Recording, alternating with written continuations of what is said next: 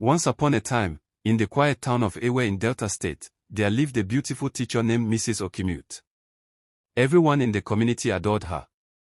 Her bright smile could light up the classroom, and the children in Nursery 3 Yellow loved to sing her praises. No one could have guessed that behind her beauty and calm voice lived a terrible secret. Every afternoon during lunch, Mrs. Okimute would ask her pupils to bring their food forward so she could check for germs. The innocent children believed her, so they always surrendered their lunch boxes without question.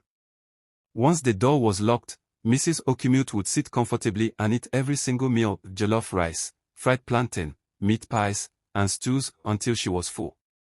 Then she would return crumbs to the hungry children, saying, "I've eaten the bad part so you don't fall sick." At first, the pupils didn't understand what was happening. But soon, they began to starve during school hours. Some even fainted from hunger. One day, a shy little girl named Ejiro collapsed in the classroom. She had not eaten anything since morning because Mrs. Okimute had devoured her lunch of yam porridge. When the girl regained consciousness, Mrs. Okimute leaned close and whispered harshly, "If you ever tell anyone what I did, I'll make sure no one in this class ever talks to you again." Ejiro trembled in fear. That evening, her mother, Mrs. Efituri, came to pick her up and noticed how weak she looked. The school nurse revealed that Ejiro fainted from hunger. But when Mrs. Efituri questioned her daughter, the poor girl lied that she mistakenly poured her food away. Her eyes showed fear, but her lips said nothing. That night, Mrs. Efituri could not sleep. There was something strange about her daughter's behavior. So, the next morning, she packed Ejiro's lunch herself, but instead of her daughter's favorite jollof rice, she filled the flask with plain rice and beans, a meal Ejiro hated since childhood.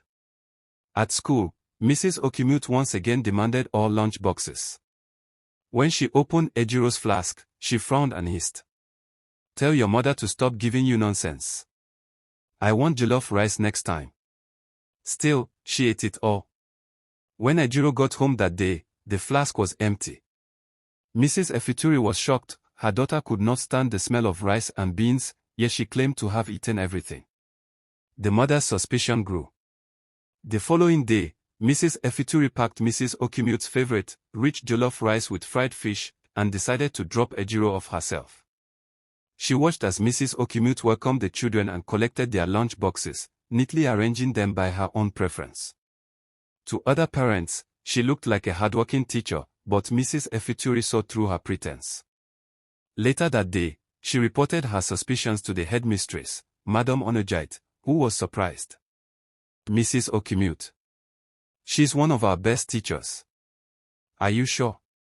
"Yes, Ma," replied Mrs. Efituri. "Something is wrong. The children are afraid of her."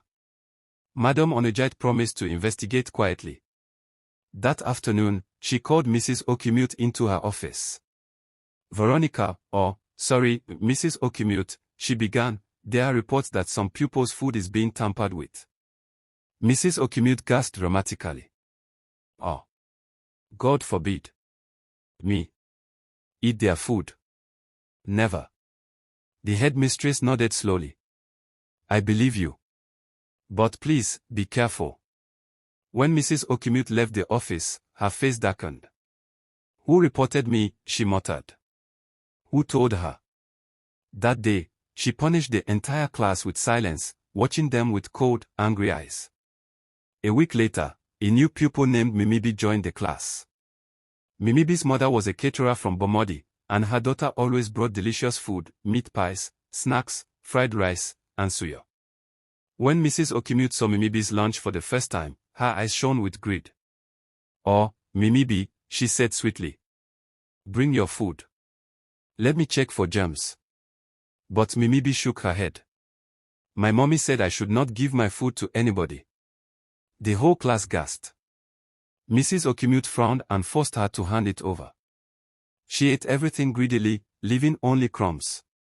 That evening, her stomach began to churn like thunder. She spent the whole night crying in pain on the toilet floor. By morning, she was weak but still went to school. Her greed would not let her rest. She again ate from the pupils' food, and when she got to Mimibi's turn, she ignored the child's warning.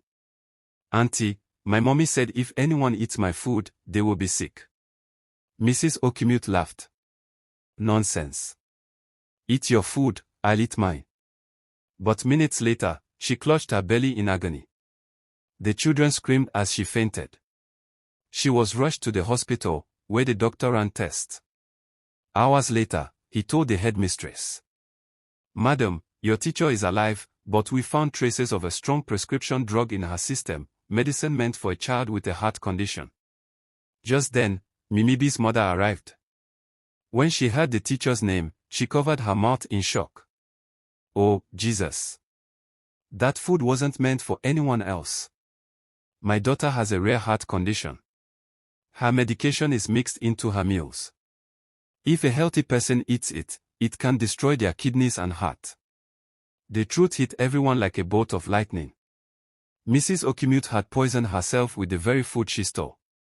When she regained consciousness, the doctor told her, Madam, your organs are badly damaged. You need dialysis to survive. Tears filled her eyes as guilt burned her heart. Her greed had destroyed her life and shamed her name. She resigned from the school and spent her days receiving treatment. At the next school assembly, Madam Onejite stood before the pupils and said, Children, remember this, greed is a silent poison. Be content with what you have. When you take what doesn't belong to you, you invite pain and shame. Since that day, Ewe Primary School installed CCTV cameras in every classroom and took every parent's complaint seriously. Mrs. Okimute learned too late that not every meal is meant for every mouth, and that some blessings meant for others can become a curse when taken by force. Moral lesson. Greed destroys from within. Contentment is true wealth. When you take what is not yours, you take trouble that was never meant for you. Thanks for watching. Please like, share and subscribe to my YouTube channel for more applicant story.